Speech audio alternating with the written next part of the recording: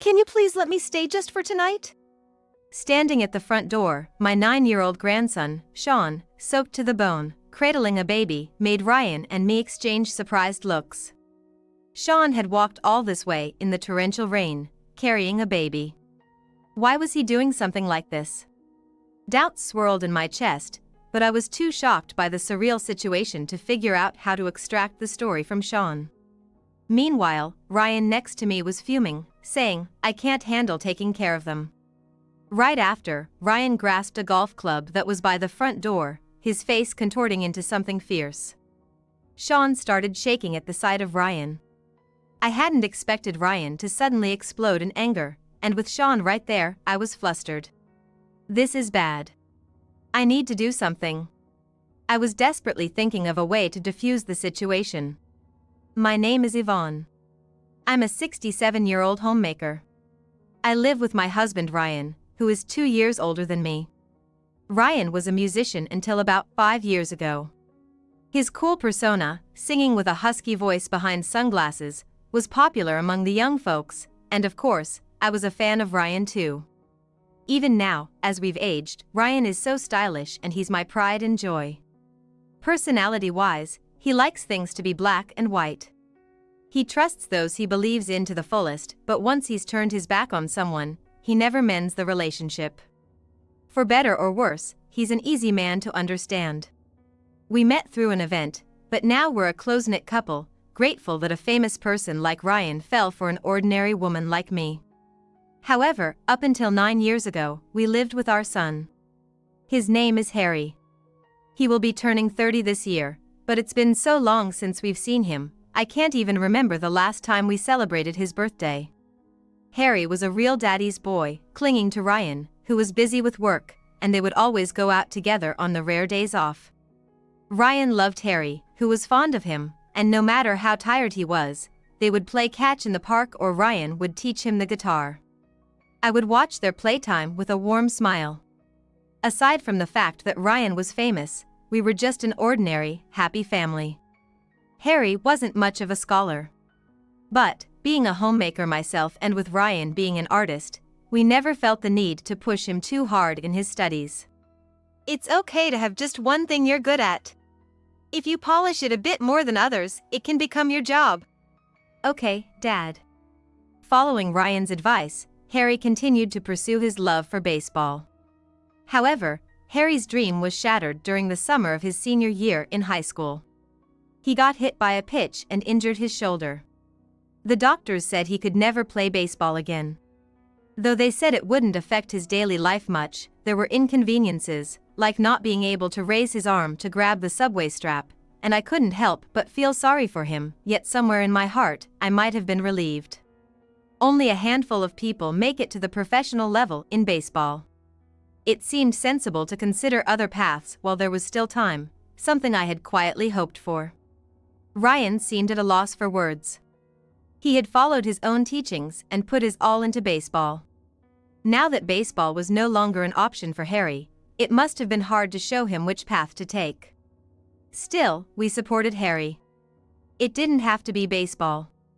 As long as Harry was healthy and happy, that was enough for us. After losing the ability to play baseball, Harry was understandably down. But he managed to get into the college of his choice and became a college student.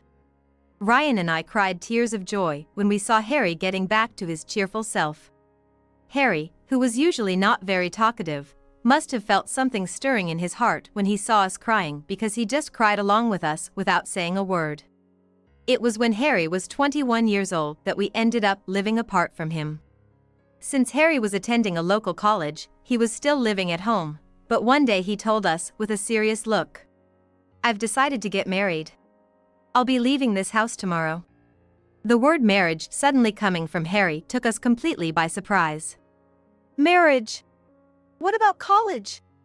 Harry answered calmly, "I'm gonna drop out." "Drop out? But what about a job?" "I'll start job hunting. I'm sure I can get into some company." "Is your partner okay with this? Have you met her parents?" "Kelly doesn't have parents. That's why she wants to get married soon." Watching Harry's optimistic thinking, I started to worry.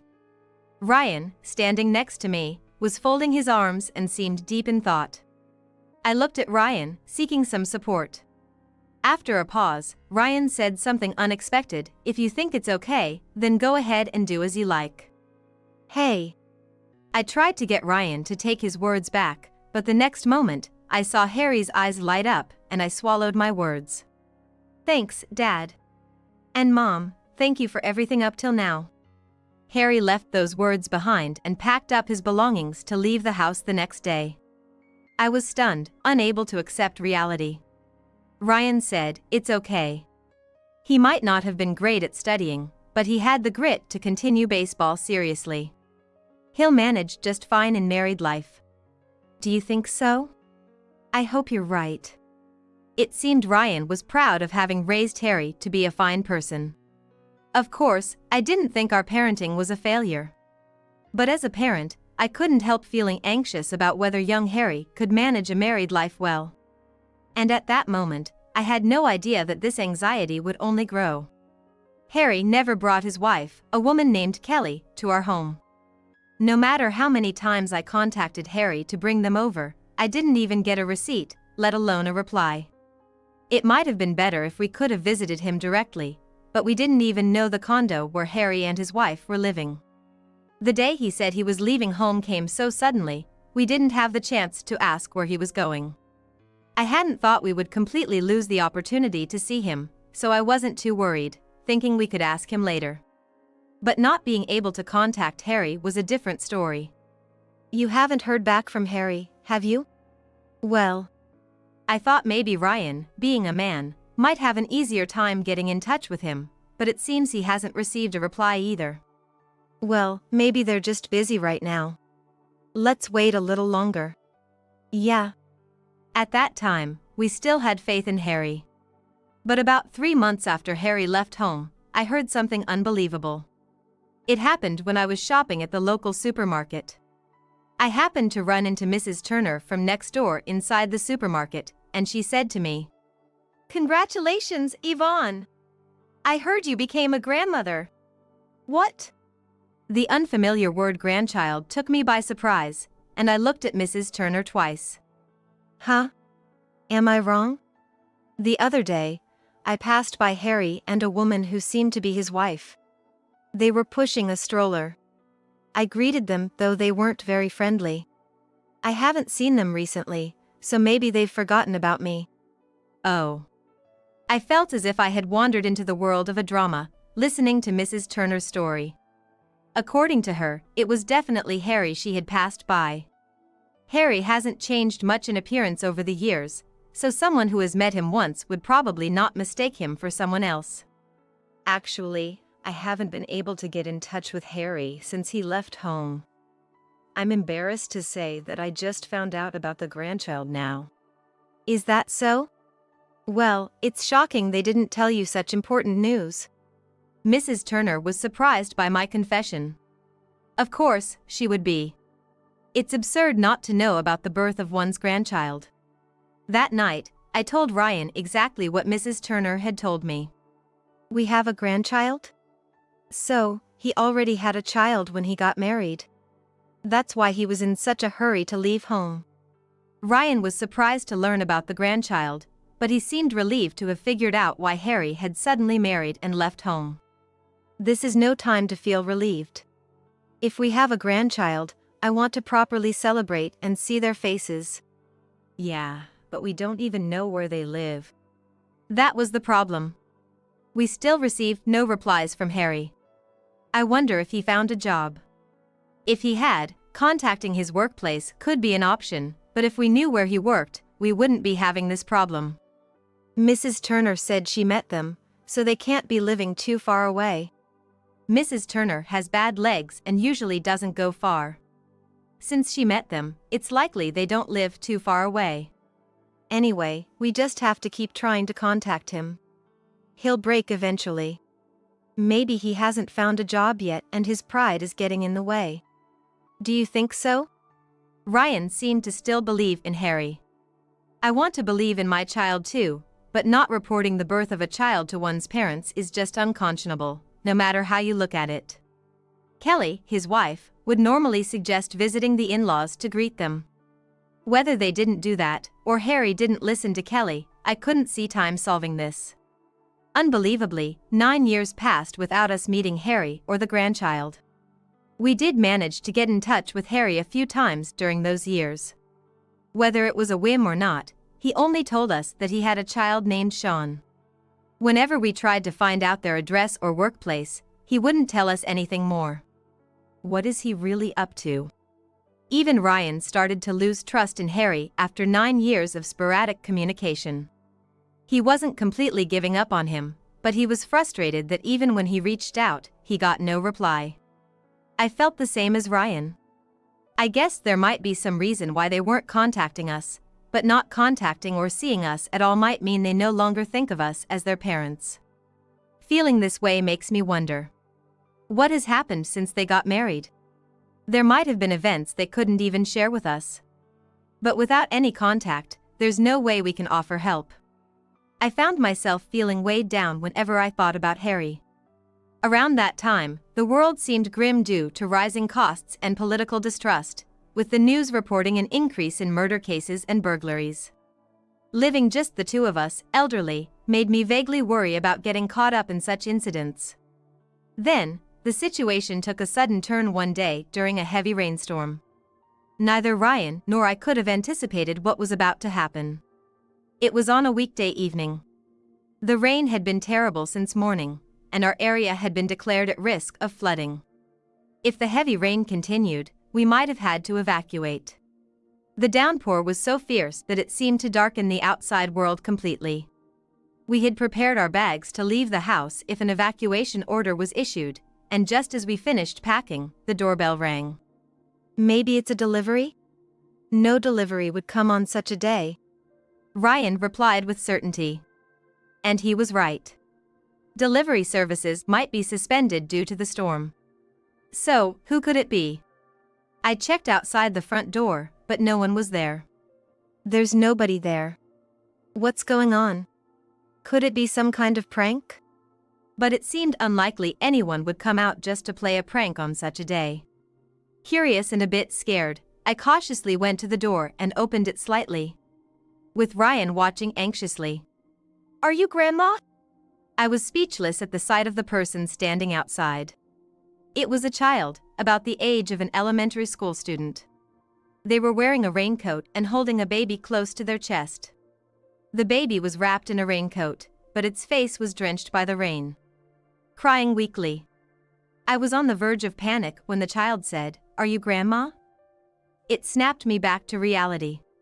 Could you be Sean? When I asked, he nodded slightly. Is that baby your brother or sister?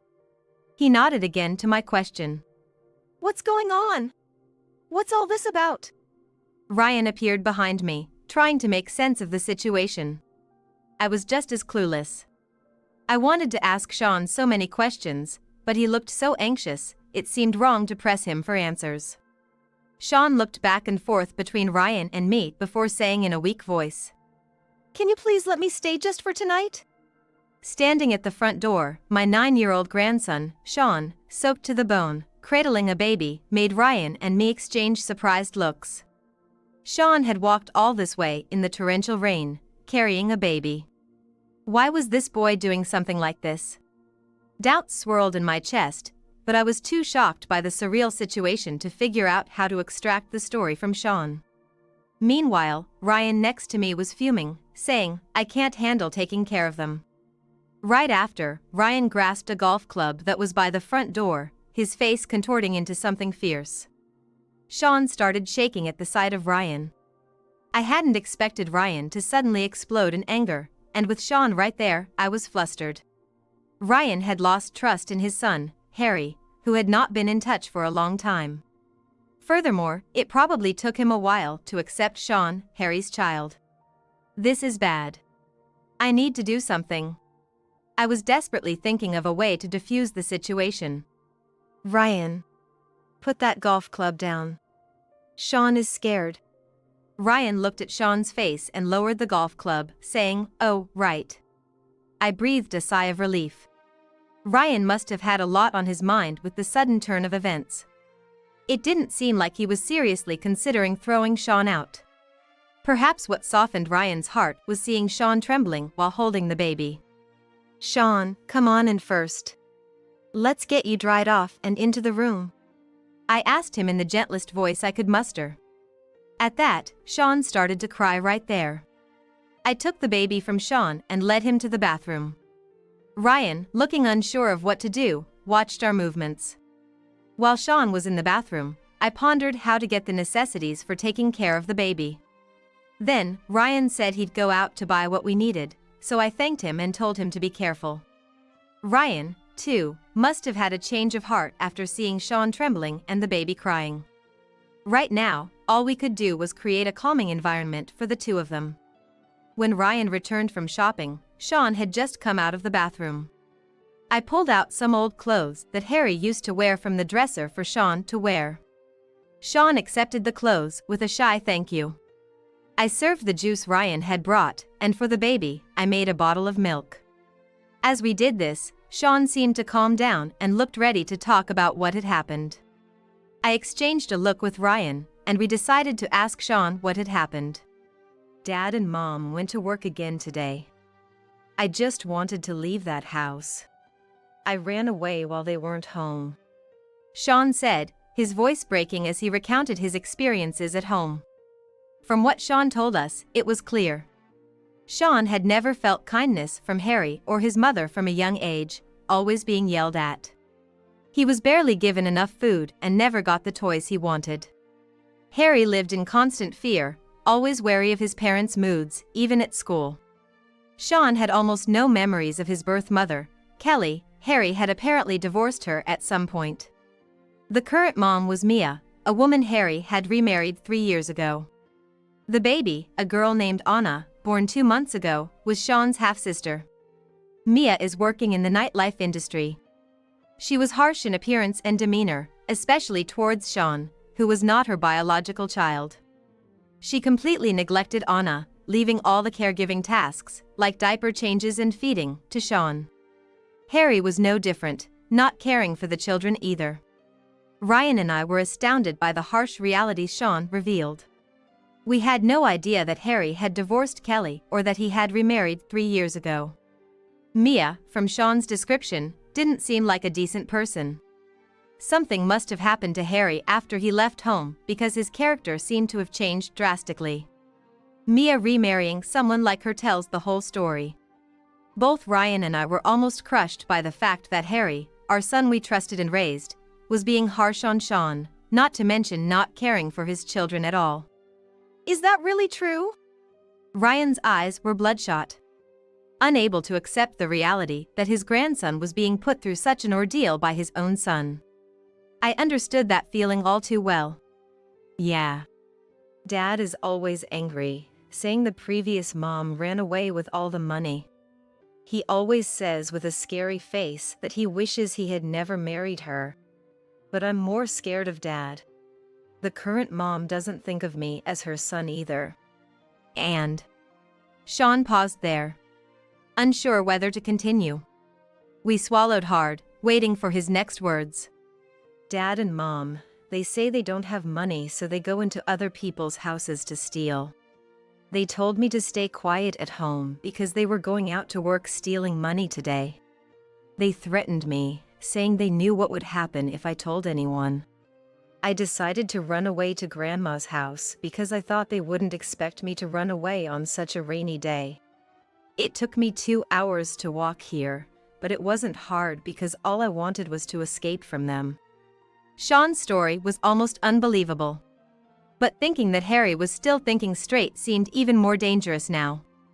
I was filled with a desire to believe in Sean, who had come all this way soaking wet, holding Anna. "You've been through so much. Grandma and Grandpa will definitely help you." "Absolutely. Stealing is outrageous. What on earth is Harry thinking?" Ryan was outraged, but I calmed him down while trying to think of a way to confront Harry and Mia. "I know the house where Dad and Mom are going to rob tonight. They talked about their plan at night, thinking I wouldn't understand because I'm just a kid," Sean revealed, making us gasp. "Is that true?" Yes. I even took notes. Look. Sean pulled out a note with an address written on it from the pocket of the pants he had taken off earlier, showing it to us. Seeing the note, Ryan and I exchanged nods. All right, we're going there. Don't worry, Sean, we're with you. Okay, Grandpa. Sean replied, causing Ryan to blush and chuckle, being called Grandpa. Then, clutching the golf club once again, we got into the car, heading towards the house Sean had told us about. The house was about an hour's drive away. Located in a quiet residential area where each home looked like it belonged to someone wealthy. The rain stopped while we were on our way, and the evacuation order for our area was lifted. This is the place, Ryan said as we parked the car a short distance from the target house and walked towards the house where Harry was supposed to be burglarizing. Ryan, gripping the golf club, led the way to the gate. I was holding Anna, who was sound asleep, in my arms. Entering would make us guilty of trespassing too, so we peeked into the house from the yard and saw two figures moving inside. However, we hesitated, wondering if they might still be the homeowners, until Sean exclaimed, "That's Dad and Mom," and we were convinced. Ryan took a deep breath and shouted, "Harry." In the meantime, I finished calling the police. Harry and Mia stopped in their tracks. They had no way out without running into us, whether through the front door or a window in the yard. Harry was probably debating what to do with Mia. But after Ryan shouted again, "Come out now, or I'm calling the police," they seemed to give up and came out through the front door. Not knowing I had already called the police. "What's going on? Why is Sean here?" Seeing us, Harry's face turned pale. Mia, just as flashy and intimidating as Sean had described, was not the kind of woman you'd want to get close to. I felt like being around her could only have a bad influence. "Harry, what are you doing?" Sean came to our house this evening with Anna, saying he didn't want to stay home anymore. "After hearing everything from Sean, we found out you've been burglarizing homes. That's why we decided to catch you." "What? Sean, what are you doing?" Harry stormed towards Sean, anger in his steps, and raised his fist. Sean braced himself, closing his eyes tight. "Stop right there. If you lay a hand on Sean, I won't forgive you." Ryan grabbed Harry's arm, making him click his tongue and lower it. "All of you are making no sense. Stop interfering with our work. Sean, you're eating because we're working. Why are you getting in the way?" Harry cursed Sean with venomous words. This man bore no resemblance to the Harry I knew, making me wonder when he had turned into such a terrible person. Initially, Sean trembled at Harry's words. But, perhaps feeling bolstered by our presence, he defiantly glared at Harry. "I've always done whatever Dad and Mom wanted. I had to take care of Anna because you two wouldn't. Even the jobs you were doing, I hated them but couldn't say anything. That's not a real job. It's a crime. I don't want to live with criminals anymore." Sean confessed through tears, viewing Harry and Mia not as his parents but as criminals. "What are you saying? After all, we've done raising you. With such disrespect, you're no child of ours." They spat back disdainfully. Ryan and I couldn't take it anymore. "Raising him? When have you ever raised him?" Ryan's voice was menacing, making Harry and Mia flinch. "Exactly. We heard nothing from you for so long, and now we find you've put our grandson through this. Apologize to Sean right now, or we'll hand you over to the police this instant." I shouted, intending to scare them, though the police had already been alerted. But what a joke! Why should we apologize for him? I never wanted a kid like this. Imagine being forced to take care of someone else's child. They continued to resist. I was close to giving up, thinking nothing could change Harry and Mia's hearts. When the police approached. "This is the police. What's happening here?" An officer stepped out of the patrol car, to whom I explained the situation. Harry and Mia, stunned by the sudden appearance of the police, were speechless. After hearing from me, the officers moved to arrest Harry and Mia, putting them into the patrol car. Hey, what's going on? When did you call the cops? Yes, it is. You're a coward for playing dirty tricks on us. Harry and Mia protested loudly. Ryan and I exchanged looks, both of us sighing in disbelief. Even caught in the act by the police, the two seemed unrepentant, not realizing the gravity of their actions. I watched the unfolding situation, feeling a surge of determination to protect Sean at all costs. What? That's rich coming from you. Abusing children, not doing any honest work, and resorting to this. If anything, you're the cowards. Do you have any idea how many people you've made suffer because of what you've done? Reflect on your actions in prison, I declared firmly. At that, Harry and Mia had nothing to say and were dragged into the car by the police. We followed the questioning. I held Sean's hand and carefully did not wake Aina, praying for a brighter future for our family. After the questioning, we were released and all went back home. Harry and Mia, it turned out, had committed as many as 30 burglaries. Harry had not held a stable job for years, resorting to burglary instead, which is why he couldn't contact us. The burglaries reported in the news lately were their doing. It was almost too much to take in. But seeing Harry's changed demeanor for the first time in years, it made sense. Since his first marriage, Harry had struggled with job hunting, leading him to bad company after becoming resentful. Kelly, his first wife, had left him, and after that, he increasingly took his frustrations out on Sean. Sean always lived in fear of Harry's attacks. Mia, his new partner and equally a troublemaker, only added to Sean's stress. This explosion of stress led Sean to seek refuge with us. Harry and Mia now await sentencing for their crimes, facing serious charges for the repeated burglaries. Since they had repeatedly burglarized the house 30 times, the charges would be quite serious. We've decided to cut ties with Harry and resolved never to assist them again, no matter what. Having never worked properly, they'll likely struggle just to live. They'd do well to taste the hardship of earning money through honest work. We vowed never to let the children see them again. We decided to take in Sean and Anna. Mia's parents aren't exactly upstanding citizens either, having been in trouble with the law themselves, and showing little ability to care for Mia's children. So, Ryan and I decided to take both Sean and Anna. Sean loves Anna, and I think he's relieved they won't be separated. Ryan, for his part, has grown very fond of Sean, showering both him and Anna with love and affection. It looks like he's going to be quite the doting grandfather. Now, a new chapter begins for our family of 4. Considering all the sadness Sean has endured, we want to do everything we can to ensure both he and Anna experience as much happiness as possible.